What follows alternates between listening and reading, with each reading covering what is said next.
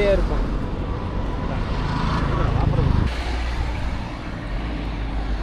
Right அப்படி அங்கே கணக்கு எங்க கொண்டு போறீங்களா? இல்லை கச்சா இருக்குல்ல கொண்டு போவா இழக்குதா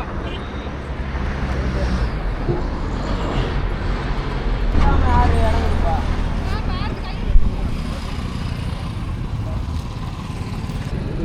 மூஞ்சி அடிச்சுன்னா அப்புறம் தண்டிக்கு வருதுங்களா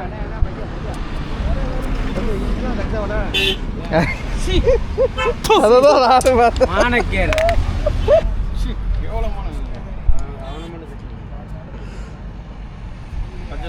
மானக்கேடா அண்ணவண்ணமா கிழிப்பாங்களே தூண்டி வைக்கலையா?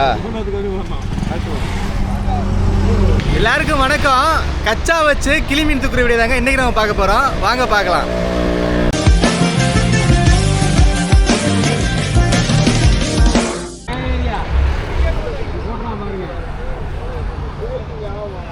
நம்ம ஏரியா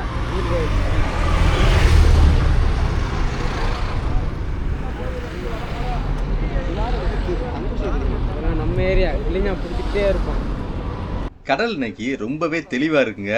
கிழிஞ்சா கூட்டமா இறங்கியிருக்கு. அதனால இன்னைக்கு நண்பர்கள் எல்லாமே வரிசையா நின்று பாலத்துல கூனி இறைய தாங்க கிழிஞ்சானுக்கா வீசிக்கிட்டு இருக்காங்க. சுகந்தம் ரொம்ப வேக வேகமாவே கூனி இறைய துண்டில வச்சு வீசி இருக்காரு. வீசின வேகத்துக்கு மீனும் மாட்டிருச்சுங்க சூப்பரா. எங்க கொண்டு போறீங்களா?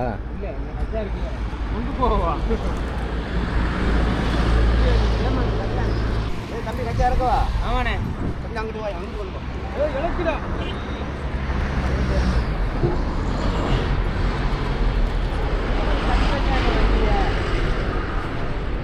இன்னைக்கு முருகனை தாங்க கச்சாவை ரொம்ப வேக வேகமாக இறக்கிட்டு இருக்காங்க.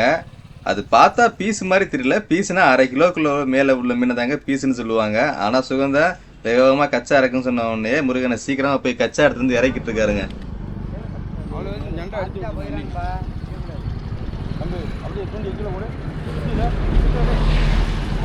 பெரிய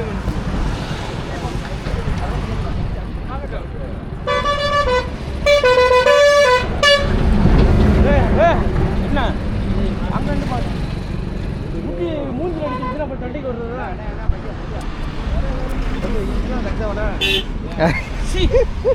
அதான் நானும் பார்த்தேன். மானக்கேர் அசிங்க வருத்தாதிய பெரிய மனுஷன் கச்சா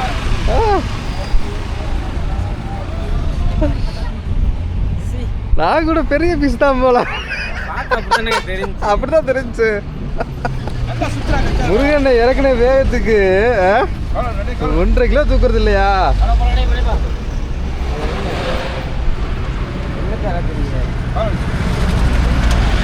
நரம்பு கிடக்கு.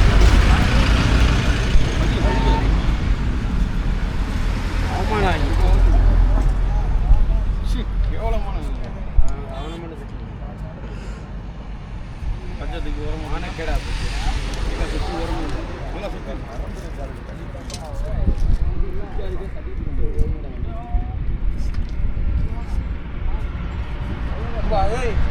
அண்ணவண்ணமா கிழிப்பாங்களே புரியலாடா